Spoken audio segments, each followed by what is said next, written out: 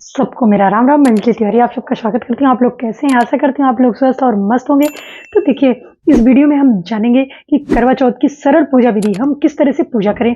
तो please video में आगे बढ़ने से पहले आप लोगों से छोटा सा रिक्वेस्ट है, आप लोग वीडियो को लाइक और शेयर करें और चैनल को प्लीज़ सब्सक्राइब जरूर करें और अपने कमेंट्स भी कमेंट बॉक्स में जरूर लिखिए। तो देखिए, मार्केट में करवा माता की तस्वीर मिलती है, हर जगह मिलती है, तो वो जरूर ले आएं क्योंकि उसमें बहुत सारे देवी देवता रहते हैं और करवा माता की तस्वीर भी रहती है, फोटो भी रहती है उसमें।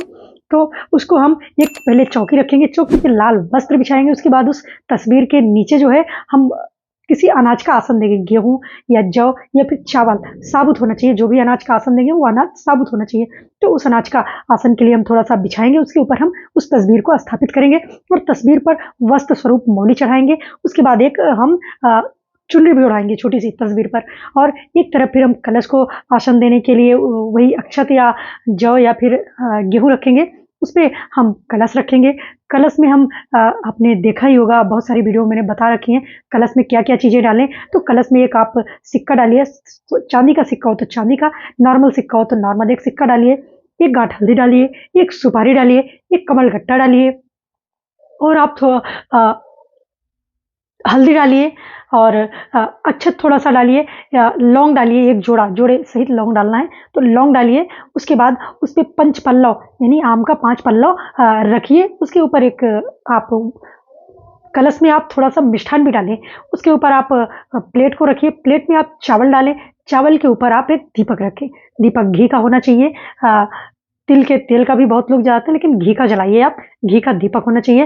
उस दीपक को फिर आप प्रज्वलित करेंगे। उसके बाद हम माता की तस्वीर में सिंदूर लगाएंगे। उसके बाद जो भी आपने 16 श्रृंगार खरीदा हुआ है चढ़ाने के लिए, देखिए हमें 16 श्रृंगार 2 जगह खरीदना है, एक बायना के लिए अलग खरीदना है और चढ़ाने के लिए अलग खरीदना है, जिसे हम मंदिर में दे देंगे। तो सर्वप्रथम हम माता के तस्वीर में ही जो बिंदी हमने खरीद रखी उसको लगा देंगे। उसके बाद सिंदूर लगा देंगे। उनके सामने ही हम चूड़ियाँ खोल के रख देंगे, अपनी नेल पॉलिश वगैरह जो भी है उनको हम अर्पित कर देंगे। और साथ में एक पान का जरूर होना चाहिए, बीड़ा लगवाएंगे तो पान लगा हुआ हो, मीठा पान, नहीं तो पान पे आप लौंग सुपारी और पान रख करके माता को अर्पित करिए। मिष्ठान आप मिठाई पेड़ा जो भी ले आते हैं, पेड़े वगैरह, सफ़ेद चीज़ें ज़्यादा चढ़ती हैं, सफ़ेद चढ़ाइए तो ज़्यादा अच्छा है। बहुत सारी जगह तो पोहे वगैरह भी चढ़ाए जाते हैं। तो अपने यहाँ का अलग अलग रिवाज है, इस तरह से हम माँ को अर्पित करेंगे। और फिर हम कथा वगैरह करेंगे। और जो हम बायना निकालेंगे, बायने में आप मेन चीज़ देना है, जैसा कि बिछिया हो चांदी का, और चूड़ी हो, मेहंदी हो, सिंदूर हो, इन सारी चीज़ों को आप अपनी सासू माँ को जरूर दें। और एक कोरी साड़ी का पूरा सेट हो आप जरूर दें। ये बहुत शुभ होता है, बायना निकालना बहुत अच्छा होता है। सासू माँ को या फिर अपने श्रेष्ठ को दें ससुराल पक्ष में। तो इस तरह से हम निकालेंगे और इस तरह से हम सर्वप्रथम अपने मंदिर में स्थापित कर करके चौकी सजा करके पूजा करेंगे और खुद भी 16 श्रृंगार करके पूजा करेंगे। देखिए, 16 श्रृंगार जो हम करते हैं वो जरूरी नहीं कि हर बार हम मार्केट से खरीद करके ही लाए। हमने जो अगली साल यूज किया वही चीज़, वही 16 श्रृंगार हम इस बार भी यूज कर सकते हैं। और पहली बार जो व्रत रह रहे हैं उनके लिए तो मैंने वीडियो बनाया हुआ है, उनके लिए सब कुछ कोरा ही चाहिए, सब नया ही चाहिए। लेकिन जो हर बार कर रहे हैं उनके लिए यूज किया हुआ सामान सब चलेगा। साड़ी वगैरह जो हमने अगली बार पहन के किया था वही हम इस बार भी पहन के कर सकते हैं। हर साल साड़ी खरीदना बहुत सारे लोगों के लिए संभव नहीं हो पाता है, तो जरूरी नहीं है कि आप हर बार 16 श्रृंगार खरीदें और हर बार साड़ी खरीदें। तो साफ सुथरा होना चाहिए, सफाई का ध्यान रखना है, शुद्धता का ध्यान रखना है, मेन चीज़ ये है। उसके बाद हम देखिए, जिस करवे से हम जो करवा हम पूजा में इस्तेमाल करेंगे उस करवे से हम पानी जल को ग्रहण नहीं करेंगे। जो चीज़ें हम देवी देवता की पूजा में यूज करते हैं वो उससे हम खुद जूठा नहीं करते हैं। तो हम किसी गिलास वगैरह से जल, जब हमारे पति पिलाएंगे तो हम किसी गिलास वगैरह से जल पियेंगे। उसके बाद आप पूजा वगैरह विधिवत करके अगर आप कर सकते हैं तो छोटी सी अगियारी जरूर करिए, क्योंकि देवी देवता अगियारी हवन के द्वारा ही ग्रहण करते हैं। उन्हीं मिठाइयों का घी वगैरह मिला के आप 5 बार 7 बार ओम गंग गणपतये नमः, ओम चंद्र चंद्राय नमः, ओम सोम सोमाय नमः कह करके आप हवन कर सकते हैं। और देखिए, इसमें मेन गणेश जी की पूजा होती है, यानी शिव परिवार की पूजा होती है। माता पार्वती, शिव जी और गणेश जी की पूजा मुख्य रूप से की जाती है।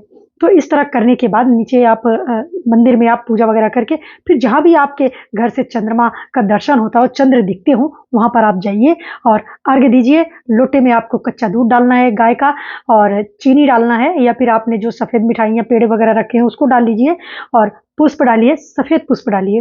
देखिए चंद्रदेव को सफ़ेद पुष्प ही अर्पित करना है और अक्षत, साबुत अक्षत हो, अक्षत डालिए। उसके बाद आप जल अर्घ दीजिए, आप जहाँ से चंद्रदेव दिखते हों। उसके बाद आप अपने से बड़ों का आशीर्वाद लीजिए, अपने पति का आशीर्वाद लीजिए, अपने पति की आरती उतारिए। उसके बाद पति के हाथों से ही पतिदेव आपको जल पिलाएंगे। आप वही जल पी करके, वही मिठाई खा करके आप अपना पारण करेंगे, अपने व्रत को खोलेंगे। और उसके बाद घर में जो भी हमारे बड़े होंगे सबसे आशीर्वाद लेंगे।